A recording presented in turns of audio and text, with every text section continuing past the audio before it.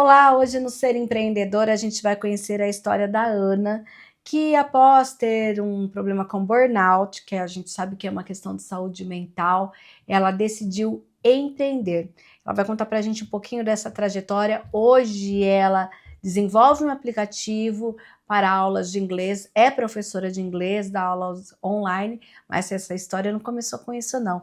Ana, conta para nós o que você já fez na sua vida, e como que o inglês acabou entrando também nessa história? Então, Mina, o inglês, ele entrou na minha vida quando eu era criança ainda, né. Meu pai é militar e por causa do serviço dele eu acabei indo morar lá nos Estados Unidos, que foi lá que eu aprendi o inglês ainda criancinha, pequenininha, né. Aí voltando para o Brasil, eu peguei um diploma do CCAA, terminei o curso e tals, e aos 17 anos eu tirei o diploma de proficiência na língua inglesa. Só que a minha carreira que eu tinha em mente não tinha nada a ver com inglês. Era o quê? Era psicologia. Tá.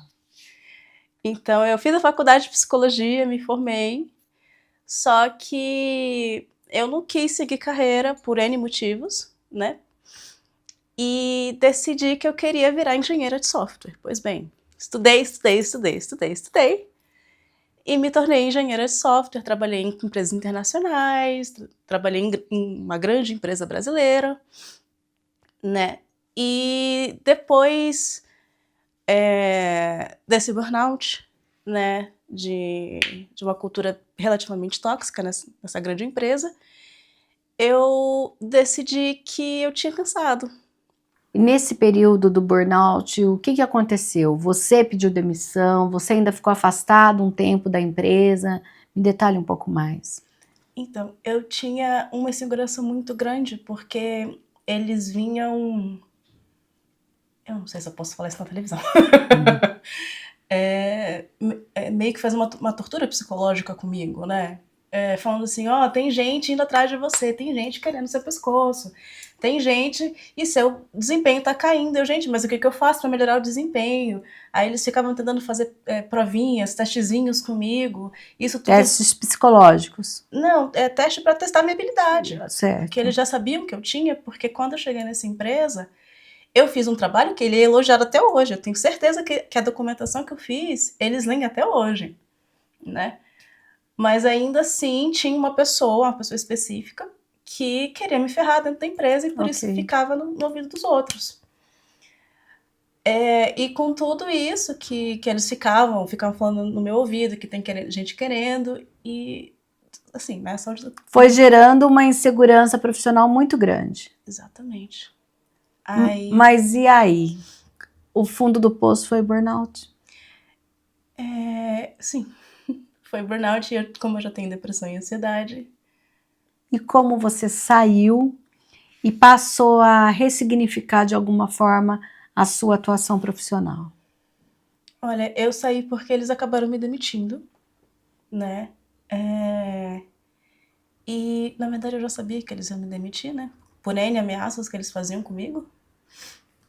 E chorei muito, busquei os meus pais, né? E eu pensei assim, eu não quero mais passar por isso, né? Eu não quero nunca mais passar por isso. Então eu decidi que eu ia empreender e comecei fazendo um site, né? Porque era o que eu sei fazer. Você é engenheira de software, vou fazer um site. Fez um site sobre o quê? Eu comecei a fazer site para as pessoas. Ah, entendi. Desenvolvedora de sites. Eu tenho uma empresa, desenvolve meu site, é isso? Isso. Tá. Só que não deu muito certo, né? Porque eu fui descobrindo com o tempo que site é um negócio mais de marketing, eu sou mais TI. Entendi. Né? Aí chegou em dezembro, eu tava precisando muito de dinheiro, e meu pai chegou pra mim e falou, por que você não volta a dar aula de inglês? Ah, você já tinha dado aula antes, tá? Eu dou aula de inglês desde os 18 anos. Sim. Então quando você pegou o diploma, apesar de, não, vou fazer engenharia, fazer psicologia, você continuou, de certa forma, empreendendo lá num cantinho. Isso. Sei. Aí eu voltei, eu falei assim, boa ideia, né? Vamos ver. Aí eu coloquei lá a primeira propagandazinha num dos grupos e começou a pipocar gente de tudo quanto era canto. Eu, meu Deus! E quando foi isso? Que ano era isso? Ano passado. Ano passado. Ano passado, em dezembro. Aí pipocou. Aí pipocou muita gente e eu comecei a ficar feliz, porque começou a dar resultado muito rápido. Mas já era esse modelo online ou você antes, até porque lá com 17, 18 anos, a gente ainda não tinha muito esse modelo EAD de aula, ou você já tinha desenvolvido esse modelo antes? Não, lá atrás eu dava aula de inglês, mas eu dava aula de inglês para escola de inglês. Tá. O Wizard, essas coisas assim. Teve um determinado momento, aos 20 e poucos anos, que eu dava aula particular, mas eu dava aula particular presencial, eu ia na casa do aluno, né? Aí agora, depois da pandemia, depois que ficou legal esse modelo EAD, eu desenvolvi esse modelo EAD. Sim. Quando começa a pipocar, então, e você percebe o quê? Esse negócio vai dar certo. Aí que eu tinha uma empresa, tinha uma ME para fazer os sites. Aí eu conversei com um contador colega meu que me ajudou, descaracterizou a ME e eu abri o MEI. Sim. Né? E daí em diante eu comecei a fazer, na verdade, a ideia do aplicativo veio a partir de um caderninho que eu fiz para eles. Mas como eu vi que as pessoas não gostam muito de caderninho, não imprimem as coisas, já que eu sou engenheira de software, por que não, né? E comecei a desenvolver esse aplicativo, que eles gostam bastante, eles conseguem acompanhar o desenvolvimento deles nas aulas, eu coloco os materiais deles, as gravações de aula, e eles gostam bastante. Então, e como que é esse modelo de negócio? Como que funciona? Então, inicialmente eram só as aulas, né? 1 hora de aula por encontro ou não? 50 minutos. 50 minutos, tá. Entre uma aula por semana e 2 aulas por semana, né? Aí ficava a critério deles, mas eu sempre falava, você é iniciante, melhor 2 vezes por semana. Você tem um inglês bom, só quer melhorar um pouquinho, 1 vez por semana dá, não precisa 2. Correto. Aí, com o passar do tempo, com o desenvolvimento do aplicativo, eu fui melhorando um pouco o modelo de negócio para que ele coubesse o aplicativo e as melhorias que eu estava fazendo. Hoje em dia, por exemplo, eu tenho 3 planos. Um plano que é só as aulas e o aplicativo. O outro plano, e os outros 2 planos incluem as aulas, o aplicativo, correção de e-mail, quando eles precisam de ajuda para uma entrevista ou para uma reunião qualquer, eu faço uma aula específica para eles para isso. Aí tem um plano que tem 1, tem um plano que tem 2. E é isso. Quantas aulas você hoje dá por semana ou por dia? Como que funciona isso? Por dia eu dou até 4. Tá. Porque eu preciso desenvolver o aplicativo e isso aí já é uma carga horária a mais. Porque você também não é só aula, você tem que preparar, colocar os conteúdos no aplicativo e, de certa forma, também analisar aquilo que o aluno, por exemplo, faz uma atividade no aplicativo. Também você analisa isso ou não? Não, as atividades, por enquanto, eu faço na aula, mas como a minha aula é extremamente personalizada. Como a minha aula é extremamente personalizada, eu acabo fazendo material para eles. Sim. Né? Então, por enquanto, o material que eu faço, eu mesmo escrevo e envio para eles pelo aplicativo. Os exercícios eles me mandam e colocam numa pastinha do Google Drive que tem lá para eles. Correto. E a partir de então, o que mudou na sua vida desde que você, digamos que de certa forma, retomou algo que já era seu, que era a questão do inglês, a questão da sua habilidade, com tudo que você aprendeu, um pouco da psicologia, da engenharia com aplicativo, como tem sido isso? Olha, Mirna, eu sou uma pessoa muito mais feliz, eu sou uma pessoa muito mais calma, mais centrada. Ainda tenho meus problemas, claro, né? Mas eu me sinto realizada, de verdade. Um sonho assim que saiu do papel, que desde a adolescência eu falava, eu quero empreender, eu quero empreender, eu quero empreender. Então isso não vem de hoje, né? Então, eu incentivo quem quiser passar, ter esse sonho e correr atrás. Sim. E aí você falou que, claro, você já tinha aberto a empresa por conta do desenvolvimento de softwares. Você teve que fazer algum curso específico de gestão de empresa? Você buscou essa outra habilidade ou para você já era tranquilo? Para mim já era tranquilo, porque não foi a primeira empresa que eu abri, né? Sim. Eu tinha aberto a outra também, que tinha dado um pouquinho mais certo por algum tempo. Só que eu acabei fechando, né? Porque mudei para Campinas, né? E começou a me enrolar um pouco. A outra era do quê? Mesma coisa, gente. Ah, a mesma coisa, só que não era aqui, era isso. Isso. Ah, compreendo. E hoje, você separa bem essa questão do CPF e do CNPJ? Sim. Eu aprendi com a experiência que trabalhar de domingo a domingo não vale a pena, que ter burnout na minha empresa, a empresa para. E eu sempre tiro sábado e domingo, não atendo, não planejo aula, não faço nada, eu vou curtir a minha vida e de segunda a sexta eu trabalho na empresa. Entendi. Então você consegue separar tanto a vida quanto o caixa também. Isso. E que você diria para quem está em casa, tem uma habilidade, tem uma profissão, mas de repente teve um problema como o seu, a questão do burnout, outra questão de que diz, olha, eu quero fazer algo, mas eu não quero mais trabalhar para ninguém. O que você diria para essa pessoa? Eu diria para essa pessoa, segue o seu sonho, vai sim, vai firme, porque o tempo não espera, a vida muda e você nunca vai estar pronta. Muito bem, muito obrigada, olha. E no próximo bloco a gente continua falando sobre empreendedorismo. Não saia daí que o Ser Empreendedor volta já já.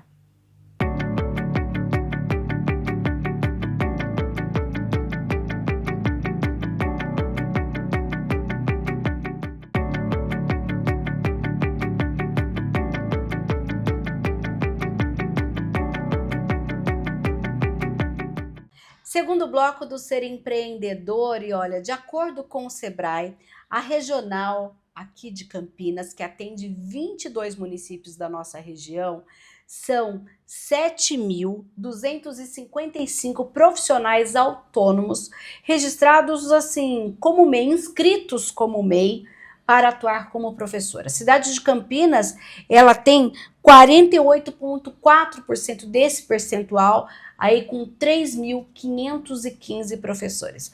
A Vanessa é uma delas também e vai conversar com a gente por que você decidiu, Vanessa, empreender na sua profissão mesmo. Falou, olha, é hora de eu abrir o meu MEI e conseguir aí ter uma renda e tudo mais. Bom, eu sempre trabalhei dentro da sala de aula e conhecendo o Instituto Revalida, eu tive a oportunidade de trabalhar como professora de língua portuguesa para estrangeiros. Então, a partir desse momento, eu senti a necessidade de ter o meu número, ter o meu CNPJ e expandir o meu conhecimento para além da sala de aula. E como funciona essa questão de ser professora? Você vai até o Instituto Revalida, você ministra essas aulas de forma online, como é? Essas aulas, elas ocorrem de 3 a 4 vezes na semana, são aulas online para profissionais médicos. Eles já são formados e a partir do momento que eles pensam em vir para o Brasil, eles precisam fazer o exame de proficiência em língua portuguesa. Aí, para isso, eu ensino a língua portuguesa para eles a partir do espanhol. Sim, o Revalida é o que dá, por exemplo, a validade nesse diploma do médico estrangeiro para trabalhar ou para estudar no Brasil? Para trabalhar e estudar. O Revalida, ele aplica o exame CELP-BRAS, que é um exame que reconhece o diploma de língua portuguesa para estrangeiros. Essas provas, elas ocorrem 2 vezes ao ano e sempre a partir de exames que esses profissionais precisam fazer. Quando que essa oportunidade chegou para você?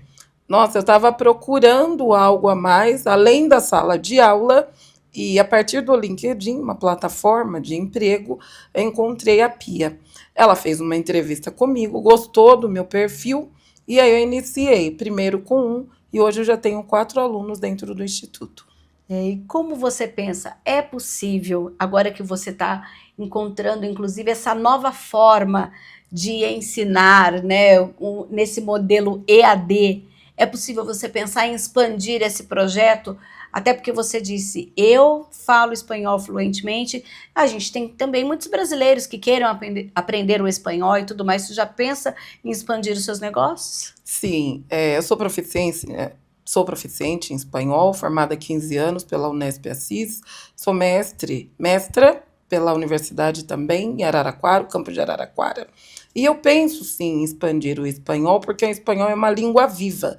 Então, a maioria das pessoas se espantam quando vem ao Brasil, já que a gente é o único país da América Latina que não fala o espanhol, né? Então, assim, acredito que a partir dessa oportunidade no Revalida, eu consigo expandir e captar mais alunos e expandir o meu negócio também. Como você vê hoje esse olhar, né, que vai além do... Antigamente, quando se pensava num professor fora da sala de aula, era um professor que geralmente dava o reforço escolar. E como você vê esse leque abrindo para a sua profissão? Então, dentro do Revalida, nós trabalhamos com material apostilado, é um livro, se chama Mano a Mano. Esse livro é distribuído para todos os alunos que estão fazendo a prova, pretendem fazer a prova do CELP-Brás. E não é um conteúdo somente voltado para a linguística, não é somente a gramática da língua portuguesa. Vez ou outra, eles precisam elaborar contos, tem músicas popular brasileira. Eles aprendem com esse material de uma forma dinâmica.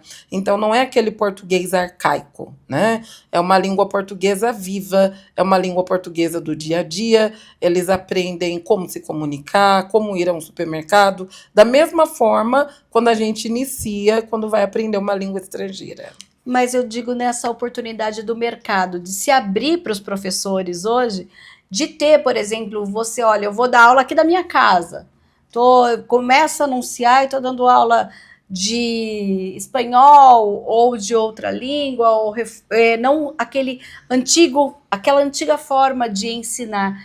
A internet ajudou bastante? Sim, muito, porque a partir das aulas online, além de captar mais alunos, você sente que ele está aprendendo, né? Nós estamos falando de profissionais médicos, são adultos, eles entendem a importância do aprender. E nós, como professores, a importância do ensinar. Então, não é aquela aula pesada, puxada, é uma aula dinâmica, sempre de 50 minutos.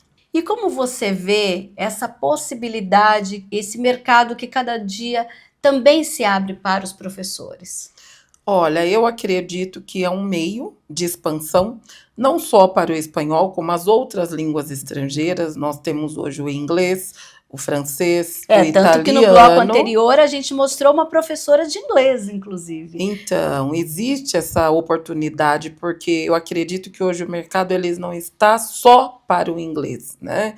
Então, existe o mercado para o inglês, o mercado para o espanhol e o mercado para outros idiomas, como o francês e o italiano, por exemplo. Você falou, inclusive, especificamente na sua atuação, são estrangeiros que precisam do português. Mas hoje é cada vez mais comum, inclusive você mencionou o italiano, por exemplo, empresários que vão a reuniões. A gente sabe que o inglês geralmente é a língua mais utilizada, mas vão a alguns países que, poxa, é legal falar um pouquinho de italiano, é legal falar um pouquinho de espanhol. Esse também é um público. Sim, se a gente for pensar, no sul dos Estados Unidos é muito comum nas escolas e institutos, eles aprenderem espanhol como língua estrangeira, logo na primeira linha. E na Irlanda, por exemplo, o espanhol é bastante forte também. Então, além dos países da América Latina e a Espanha, a gente tem hoje o espanhol em um país que é totalmente fora, porque a Irlanda, além do inglês, eles têm o idioma deles, o dialeto deles, e a gente tem o espanhol também. Então, acredito que expandir outros idiomas também é uma forma de aprendizado. Uma outra questão também, inclusive, que o Ser Empreendedor, ele sempre traz aqui e a gente mostra o mercado do empreendedorismo também para as pessoas negras. A gente sabe que um pouco mais de 32% dos mais de 16 milhões de empreendedores negros no nosso país, 32% 60% são de mulheres. Como que você vê também essa questão dessa oportunidade para o empreendedor negro no Brasil? Olha, eu acredito que a mulher negra, hoje, dentro do mercado, ela tem chances, né?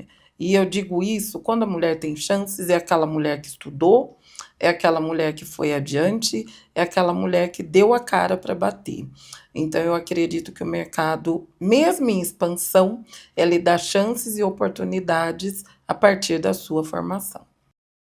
De acordo com os dados do CNAE, que é o Código Nacional das Atividades, o ensino de idiomas tem um código próprio, em que o empreendedor pode sim ter o seu CNPJ.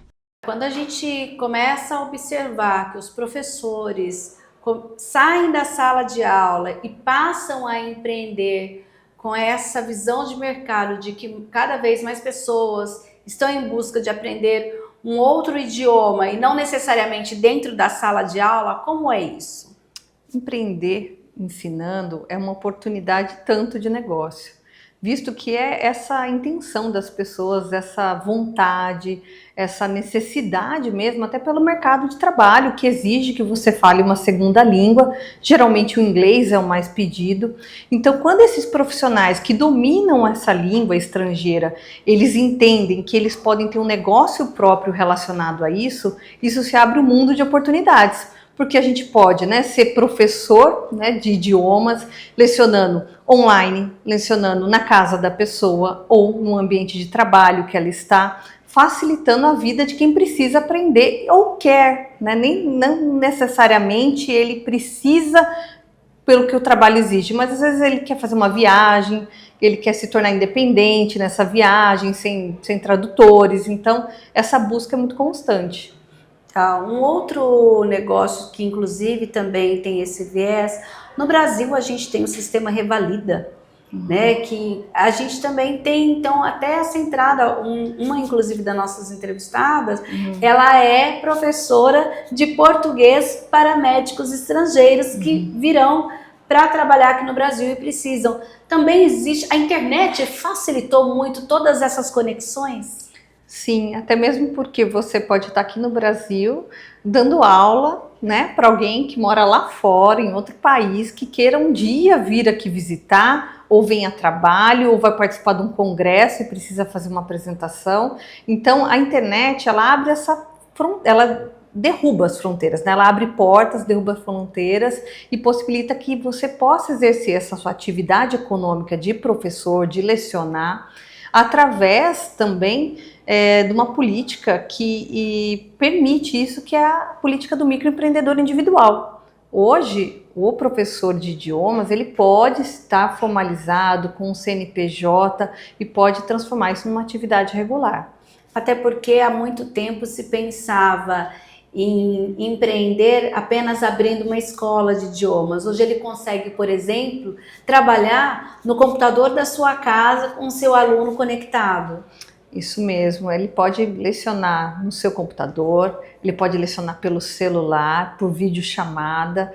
Essa fronteira, né, essa limitação de ter a escola, o espaço físico, ela não é exatamente o que o mercado está pedindo, porque o consumidor ele quer ser atendido nos mais diferentes horários, em formatos diferentes que atendam o dia a dia corrido de cada um. Então tem muitas pessoas que buscam aprender inglês no seu horário de almoço. Né? Eles têm um emprego, CLT, o emprego exige até para que eles possam evoluir na carreira, e aí é nesse horário de almoço que ele consegue se dedicar. Então assim, os professores, né, eles têm que ficar atentos, né, que nem sempre vão ser nos horários tradicionais que os consumidores vão querer essas aulas, ou no meio da manhã, ou no meio da tarde, talvez seja bem tarde da noite ou nossa hora de almoço mesmo. Inclusive, isso que você menciona é o que acontece com as nossas entrevistadas. Essa aula de acordo com o horário do cliente que provavelmente tem uma carga de trabalho e quer aprender para participar de um congresso, para vir para o Brasil a trabalho, ou mesmo para viajar a trabalho. É bem diferente de quando a gente pensa naquele professor, por exemplo, do reforço escolar, que é para um outro nicho. Sim, até porque O idioma também ele pode ser ensinado na educação infantil, mas isso acaba sendo suprido muito pelas escolas. O momento de oportunidade mesmo, de necessidade, né, de nós como pessoas, é quando a gente vai ingressar no mercado de trabalho e aí o profissional que vai atender vai precisar se adequar à necessidade. Então a gente não vai conseguir fazer no horário convencional aí da tarde, como um aluno do ensino fundamental poderia fazer. Então esses professores, eles têm que enxergar esse mercado, entender em qual horário eu vou direcionar para cada tipo de cliente, porque eu ensinando idiomas, né, sendo um professor, eu posso atender tanto os adultos como também as crianças, os adolescentes, e para isso eu também tenho que me adequar na linguagem, no formato, no material que eu vou usar. Então, a gente tem que aproveitar todas as oportunidades, porque o horário, né, nosso horário de trabalho, nossas horas são finitas, todos nós temos 24 horas por dia, e o profissional, ele vende a sua hora de trabalho, então ele precisa se organizar para que ele tenha agenda cheia. Agora, uma das grandes questões em todos os negócios, principalmente quando a gente fala em ser microempreendedor individual, é precificar. O que deve ser, na sua opinião, quem está lá em casa fala, poxa, eu quero entrar nesse negócio. O que ele deve levar em consideração, esse profissional, ao precificar, por exemplo, uma aula de idiomas? Na precificação da prestação de serviço, a gente tem que levar em conta, lógico, a nossa hora de trabalho, quanto vale a nossa área de trabalho como profissional, mas também temos que levar em conta nossos gastos fixos para manter aquele negócio. Ou seja, se eu loco uma sala para ministrar essas aulas, então eu tenho que colocar no meu preço de venda da hora-aula uma porcentagem desse valor que eu pago desse aluguel, ou se eu tenho um contador. No caso do MEI, você não precisa ter o contador, mas eu tenho alguma outra despesa? Eu faço anúncios, né, nas redes sociais, aqueles anúncios do tráfego pago, então eu tenho investimento mensal. Então, a internet, a atualização de equipamentos, de tecnologia para atender, porque uma hora ou outra aquele computador vai precisar ser trocado, então tem a depreciação.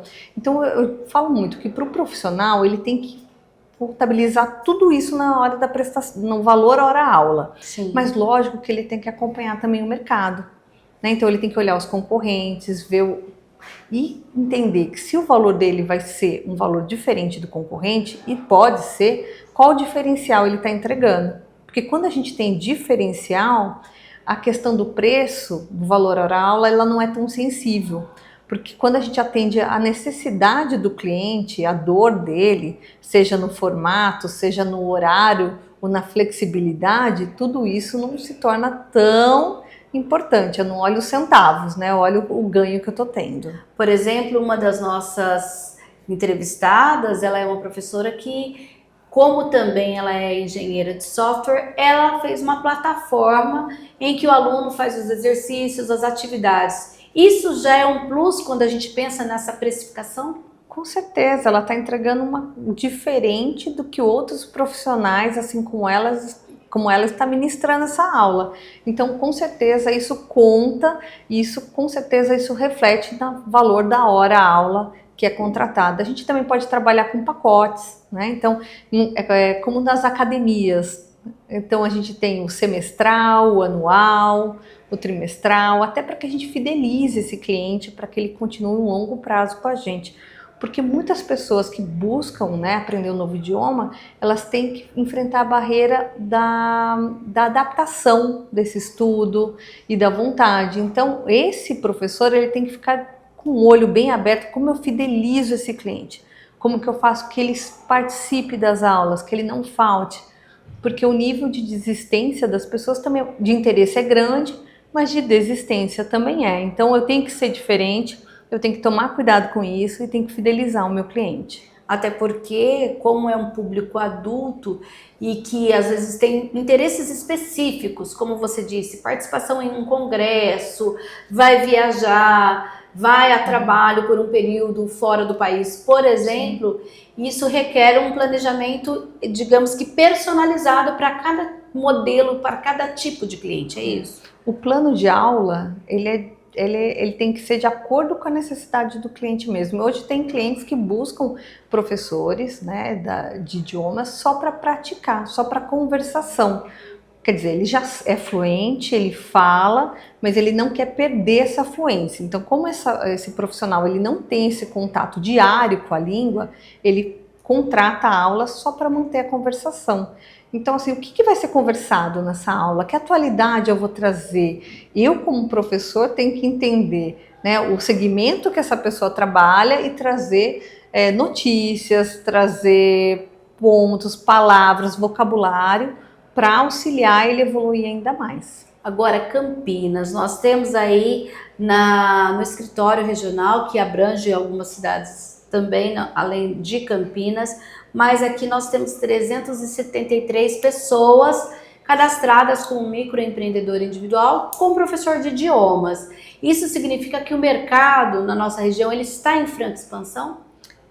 Não só aqui na região, né? Não só em Campinas, mas em todo o Brasil, porque a parte de educação, a busca pela especialização, pelo crescimento, ela é contínua. O que a gente vê acontecendo é a profissionalização disso, ou seja, a formalização via um CNPJ através do microempreendedor individual. Porque através dessa formalização, esse profissional, quando ele tem um CNPJ como MEI, ele pode se aposentar, porque ele está contribuindo com o INSS, ele tem direito a emitir nota fiscal, né? Muitas empresas podem contratar esse profissional para orientar e para dar aulas para os seus colaboradores, mas vai exigir uma nota fiscal. Então esse número tende a aumentar muito, porque tem muito mais do que 375 professores de idiomas em Campinas. Só que como eles devem fazer então para essa formalização? O Sebrae faz essa orientação sobre a formalização tanto de microempreendedores individuais como microempresas, buscar o Sebrae. Então o Sebrae ele atende aqui na Rua Abolição, 881, e a gente também tem o 0800, que é o 0800 570 0800, onde você vai ter orientação como se formalizar como MEI, quais são os direitos e os deveres. Importante dizer que como MEI você vai pagar um imposto, mas você vai ter muito benefício. Esse imposto é fixo, mas vai te dar o benefício da assistência previdenciária, como eu falei, além da aposentadoria, um auxílio-doença, um auxílio-maternidade, e também você vai poder emitir as notas fiscais. Isso abre mercados, porque muitos profissionais deixam de atender outras empresas porque a empresa exige uma nota fiscal para contratar esse professor. Por exemplo, organizações que poderiam contratar um professor para preparar seus colaboradores para uma viagem a negócios, mais ou menos nesse sentido? Isso mesmo, né? A gente não pode confundir daquele professor que ele trabalha para uma escola, aí não, ele não deve se formalizar como MEI, aí ele tem um contrato CLT. Tá bom. Então, mas é justamente nesse sentido mesmo. Ótimo, obrigada. Obrigada.